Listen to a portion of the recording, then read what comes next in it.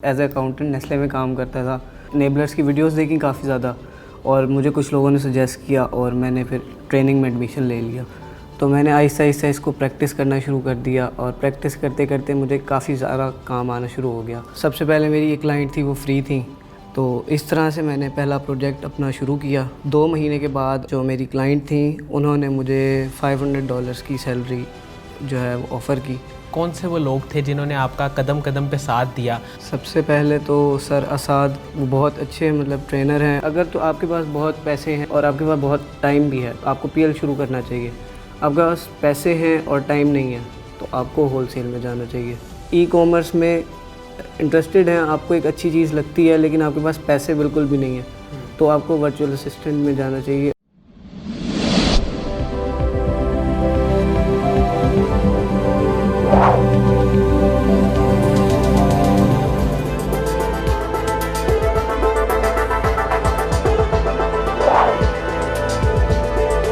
السلام علیکم ناظرین، ہمارے ساتھ موجود ہیں ایک ایسے مہمان جو ورچوئل اسسٹنٹ ہیں اور انیبلرز اور ای کامرس کے ساتھ اٹیچ ہیں. آپ کا 3 سال کا تجربہ ہے. ہم ان سے پوچھیں گے، جانیں گے اور سمجھیں گے کہ کیسے انہوں نے اپنی جاب کو چھوڑ کے ای کامرس اور امیزون کا رخ کیا اور وہاں سے اچھی ارننگ سٹارٹ کی. آئیے ان سے ملتے ہیں اور جانتے ہیں کہ یہ ہم سے کیا کہنا چاہتے ہیں. بہت بہت شکریہ سید اسامہ امام صاحب آپ کی تشریف آوری کا. سب سے پہلے تو میں آپ سے یہ پوچھنا چاہتا ہوں، آپ ہمارے ناظرین کو بتائیں کہ آپ ایک اپنی جاب کر رہے تھے، آپ نے وہ اپنی جاب چھوڑ کے کچھ عرصے بعد ای کامرس کی طرف آنے کا فیصلہ کیا اور آپ نے یہ ٹریننگ کورس بھی لیا، اس میں آپ نے پڑھا، اس کو سیکھا اور اس کے بعد آپ نے اس کام کو پریکٹیکلی کرنے کا آغاز کیا اور آج آپ ایز اے ورچوئل اسسٹنٹ اپنے فرائض انجام دے رہے ہیں. تو یہ ساری تبدیلی، یہ چینج کیسے آیا اور اس کی کیا وجہ تھی؟ اس کی وجہ تھی سب سے پہلے میں نے آپ کو بتایا تھا، جیسے میں ایک ایز اے اکاؤنٹنٹ نیسلے میں کام کرتا تھا، تو ایز اے ٹرن میں ایک دم سے اس کے اوپر سوئچ ہو گیا. تھوڑی سی میری سٹوری اس طرح ہے کہ میں نے انیبلرس کی ویڈیوز دیکھی کافی زیادہ اور مجھے کچھ لوگوں نے سجیسٹ کیا اور میں نے پھر ٹریننگ میں ایڈمیشن لے لیا. میں نے ٹریننگز لی اور میرے پاس بہت سارا فری ٹائم تھا تو میں نے آہستہ آہستہ اس کو پریکٹس کرنا شروع کر دیا اور پریکٹس کرتے کرتے مجھے کافی زیادہ کام آنا شروع ہو گیا. تو مجھے سر اساد نے کچھ سجیسٹ کی تھیں باتیں کہ آپ جو ہیں گروپس میں جائیں، لوگوں سے بات کریں، ان کو آفرز دیں.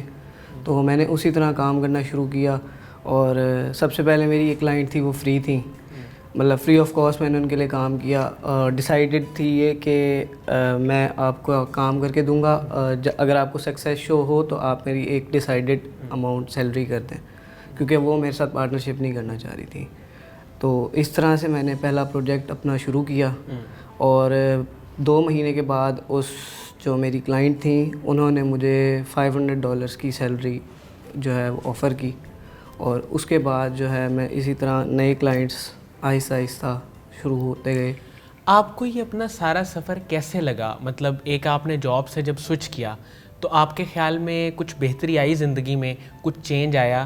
آپ دل سے بتائیں کہ آپ کو کیسا محسوس ہوا؟ بہتری تو ظاہر ہے آئی ہے، کیونکہ کام مجھے پسند بھی ہے، کام ہوتا بھی ہے، کام اچھا بھی ہے اور فائنینشلی بھی یہ کام آپ کے لیے اچھا ہوتا ہے اور اس کے اوپر اتنا آپ کے اوپر برڈن نہیں ہوتا. اس میں آپ کے اوپر برڈن اتنا ہوتا ہے جتنا آپ لمٹ کرتے ہیں. اس سے زیادہ آپ اگر آپ چاہتے ہیں کہ آپ کو سارا دن ایک کام ملے تو آپ کو سارا دن ملے گا.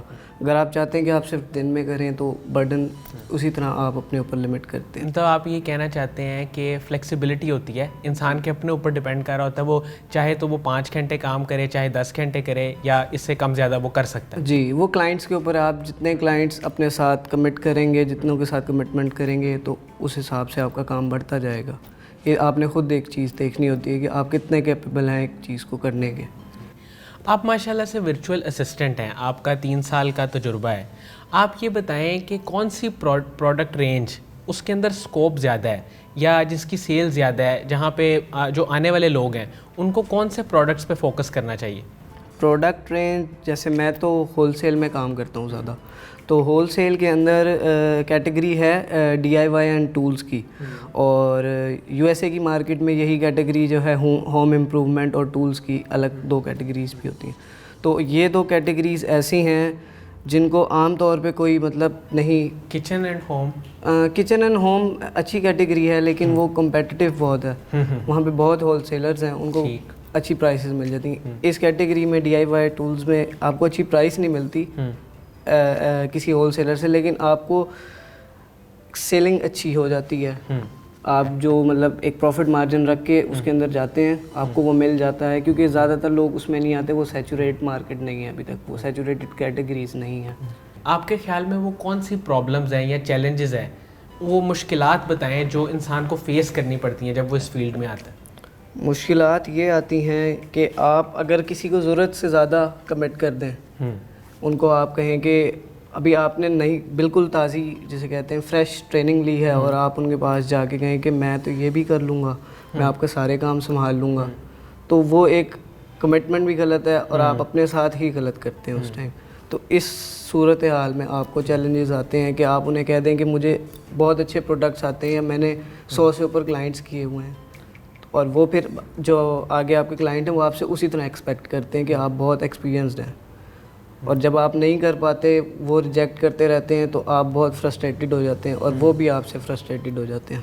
مطلب جب آپ نے کام یہ شروع کیا ہے تو آپ اس کام کو کوالٹیٹیولی کریں, بہت زیادہ کوانٹٹی میں نہ لیں, آہستہ آہستہ کریں, لیکن اسے سیکھ سیکھ کے بہترین انداز میں کرنے کی کوشش کریں. یہی آپ کہنا چاہ رہے ہیں؟ اور ایکسپیرینس بندہ یہی کرتا ہے, مطلب جس کو ایکسپیرینس ہوتا ہے وہ کلائنٹ کو کہہ دیتے ہیں کہ ہم اتنا کام کر لیں گے, لیکن اگر نہیں ہو پاتا تو آپ اس کو کہہ سکتے ہیں کہ نہیں ہوا, کچھ وجہ ہے, یہ وجہ ہے, اس طرح کی وجہ. نئے ورچوئل اسسٹنٹس جو ہیں وہ اس طرح کی باتوں سے بہت زیادہ گھبراتے ہیں, وہ اپنے کلائنٹس کو بتاتے ہی نہیں ہیں, ان میں کمیونیکیشن اس طرح سے لیول لو کر دیتے ہیں کہ میرے سے کام نہیں ہے, وہ کوئی فضول ایکسکیوز دے دیتے ہیں. تو یہ چیزیں ہوتی ہیں اس کے اندر. اچھا, آپ مجھے یہ بتائیے گا, اس سارے سفر کے دوران آپ کے مینٹورز کون رہے, کون سے وہ لوگ تھے جنہوں نے آپ کا قدم قدم پہ ساتھ دیا, آپ کو چیزیں سکھائیں, آپ کو بتایا کہ یہ ایسے کرنا ہے, یہ کام ایسے کرنا ہے, آپ کو سپورٹ کیا, ہیلپ کیا, ان لوگوں کے بارے میں آپ بتائیے. سب سے پہلے تو سر اسعد مرزا, وہ ہمارے on line virtual assistant trainings کے ٹرینر تھے. وہ بہت اچھے مطلب ٹرینر ہیں اور بہت اچھے گائیڈ کرتے ہیں آپ کو. ٹریننگس کے بعد بھی جس طرح انہوں نے کمٹ کیا تھا کہ ہم آپ کو لائف ٹائم سپورٹ کریں گے, لائف ٹائم سپورٹ چاہیے نہیں ہوتی, جب ایک انسان اسٹیبلش ہو جاتا ہے تو وہ خود ہی اپنے کام کرتا ہے. ایسا ہی. لیکن جب تک اسٹیبلش نہیں ہوا تھا, ان سے جو بھی میں نے سوال پوچھا وہ میری اسٹوپیڈیٹی سمجھ لیں, کچھ ایسی چیز سمجھ لیں, انہوں نے اس چیز کا جواب دیا. کبھی مطلب مجھے اس طرح کی بات نہیں کی کہ آپ یہ بار بار سوال پوچھتے ہیں یا نہیں, اور انہوں نے ہی مجھے میری ارننگ میں بہت بڑا ہاتھ ان کا بھی ہے, کیونکہ انہوں نے دیکھا تھا کہ پوٹینشیل ہے, تو انہوں نے مجھے مطلب اچھے کلائنٹس لا کے دیے تھے. اچھا, جو نئے آنے والے لوگ ہیں, جو نوجوان آنا چاہتے ہیں اس طرف, جو لوگ اپنا کام کر رہے ہیں وہ چھوڑ کے آنا چاہتے ہیں, یا پارٹ ٹائم اس کام کو شروع کرنا چاہتے ہیں, یا فل ٹائم کرنا چاہتے ہیں, آپ انہیں کیا سجیسٹ کریں گے؟ آپ کا تجربہ ہے, آپ اپنے تجربے کی روشنی میں تھوڑا سا بتائیے. ایسا ہے کہ اگر تو آپ کے پاس بہت پیسے ہیں, مطلب ایک ہوتی ہے ڈیسائیڈڈ اماؤنٹ, وہ تو جب آپ گھس جاتے ہیں اس چیز کے اندر تو آپ کو پتہ چل جائے گا. لیکن اگر آپ کے پاس بہت سارے پیسے ہیں اور آپ کے پاس بہت ٹائم بھی ہے, تو آپ کو پی ایل شروع کرنا چاہیے. آپ کے پاس پیسے ہیں اور ٹائم نہیں ہے تو آپ کو ہول سیل میں جانا چاہیے. ٹھیک ہے. اور آپ ای کامرس میں انٹرسٹڈ ہیں, آپ کو ایک اچھی چیز لگتی ہے, لیکن آپ کے پاس پیسے بالکل بھی نہیں ہیں, تو آپ کو ورچوئل اسسٹنٹ میں جانا چاہیے. اور اگر آپ کے پاس انویسٹمنٹ ہے تو آپ کو پرائیویٹ لیبل میں جانا چاہیے, اور اگر آپ کے پاس انویسٹمنٹ نہیں ہے تو پھر آپ کو ورچوئل اسسٹنٹ کی طرف آ جانا چاہیے. جی بالکل ٹھیک ہو گیا, بالکل صحیح فرمایا. اسامہ بھائی, قاسم علی شاہ صاحب کو آپ سنتے ہیں, آپ نے یوٹیوب پہ بھی انہیں دیکھا ہے, سنا ہے, آپ کی انسپائریشن بھی ہیں, ان کے بارے میں آپ ہمارے ناظرین کے ساتھ کوئی بات کرنا چاہیں گے؟ جی بالکل. قاسم علی شاہ صاحب کے میں نے بہت سارے موٹیویشنل اسپیکنگ کے لیکچرز, لیسنس سنے ہیں, تو ان کی وجہ سے میں اتنا اثر ہوتا ہے لوگوں کے اوپر کہ مطلب جن کو کوئی امید مطلب ہوتی ہے, لوگوں کو جابس نہیں ملتی, وہ بہت زیادہ پریشان رہتے ہیں کہ کیا کریں, کیسے کریں, اور ان کو کوئی حوصلہ دینے والا بھی نہیں ہوتا, کیونکہ اس جگہ پہ یہی مسئلہ ہوتا ہے کہ آپ کو حوصلہ کوئی نہیں دیتا, آپ کو ڈی گریڈ کرتے ہیں. تو وہ ایک انسان ہیں جو دوسروں کو حوصلہ موٹیویٹ کرتے ہیں کہ آپ کر سکتے ہیں کام کو. تو یہ ان کا ایک معاشرے میں ایک بہت بڑا قدم ہے, جو لوگوں کو اویئرنیس ہوتی ہے اپنے ہنر کی, اپنی کیپیبلٹیز کی. بہت بہت شکریہ. جی ناظرین، یہ تھے ہمارے ساتھ سید اسامہ امام صاحب، جنہوں نے اپنے تجربے کی روشنی میں ہمیں بہت ساری باتیں بتائیں۔ سب سے جو اہم بات وہ یہ ہے کہ آپ حوصلہ دیں اور لوگوں کو نا امید نہ کریں۔ بہت شکریہ، اللہ حافظ۔